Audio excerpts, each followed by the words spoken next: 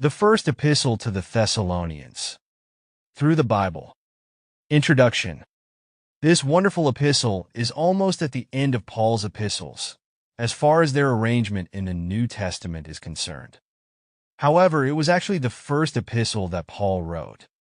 It was written by Paul in AD 52 or 53. Thessalonica was a Roman colony. Rome had a somewhat different policy with their captured people from what many other nations have had. For example, it seems that we try to Americanize all the people throughout the world, as if that would be the ideal. Rome was much wiser than that. She did not attempt to directly change the culture, the habits, the customs, or the language of the people whom she conquered. Instead, she would set up colonies which were arranged geographically in strategic spots throughout the empire. A city which was a Roman colony would gradually adopt Roman laws and customs and ways. In the local department stores, you would see the latest things they were wearing in Rome itself. Thus, these colonies were very much like a little Rome. Thessalonica was such a Roman colony, and it was an important city in the life of the Roman Empire. Thessalonica was located 50 miles west of Philippi and about 100 miles north of Athens. It was Cicero who said, "Thessalonica is in the bosom of the empire." It was right in the center or the heart of the empire and was the chief city of Macedonia. The city was first named Therma because of the hot springs in that area. In 316 BC, Cassander, who was one of the four generals who divided up the empire of Alexander the Great, took Macedonia and made Thessalonica his home base.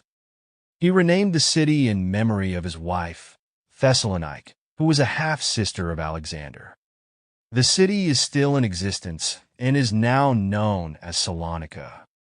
The church in Thessalonica, established on Paul's second missionary journey, was a model church. Paul mentions this in the first chapter, so that you were in samples to all that believe in Macedonia and Achaia.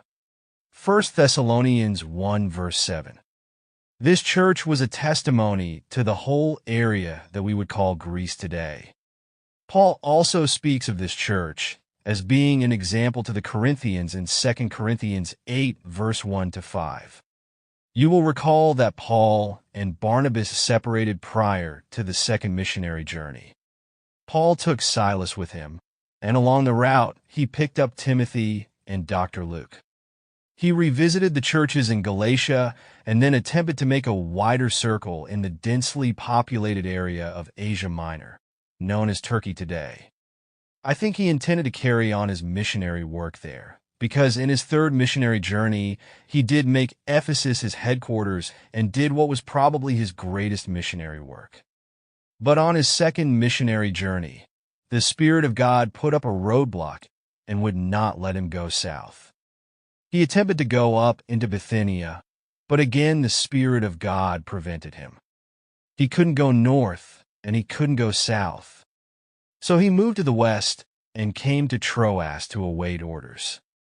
He had the vision of the man of Macedonia, so he crossed over to Philippi.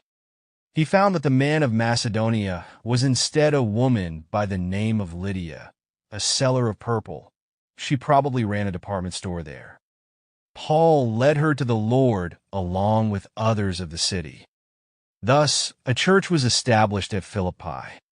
Then Paul went to Thessalonica, and we are told in chapter 17 of Acts that he was there for 3 Sabbaths. So Paul was there a little less than a month, but in that period of time, he did a Herculean task of mission work. Paul was an effective missionary. He led multitudes to Christ there. And in that brief time, he not only organized a local church, but he also taught them the great doctrines of the Christian faith. Now Paul had to leave Thessalonica post-haste due to great opposition to the gospel. He was run out of town and went down to Berea. The enemy pursued him to Berea, and again Paul was forced to leave.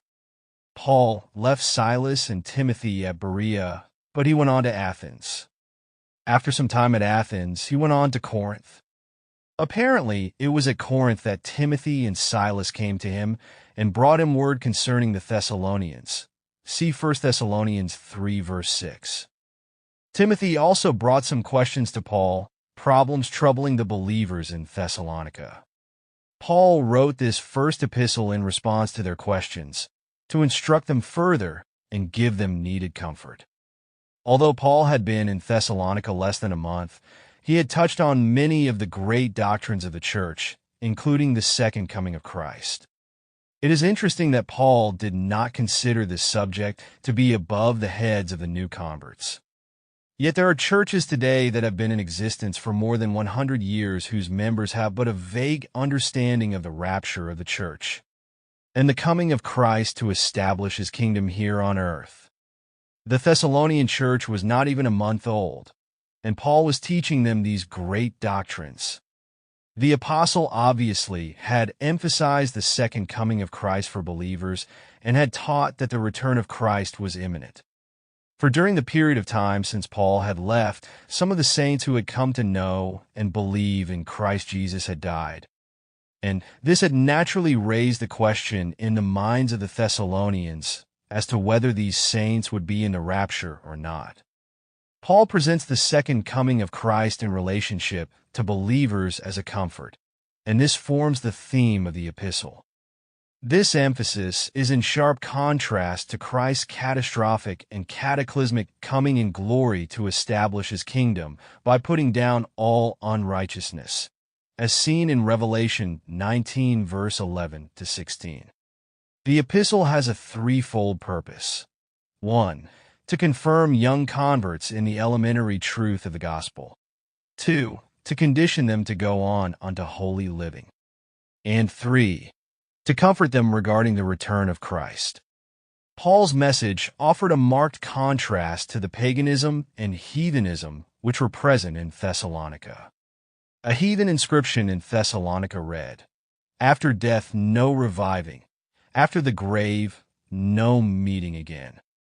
In 1 Thessalonians, the emphasis is upon the rapture of believers, the coming of Christ to take his church out of the world.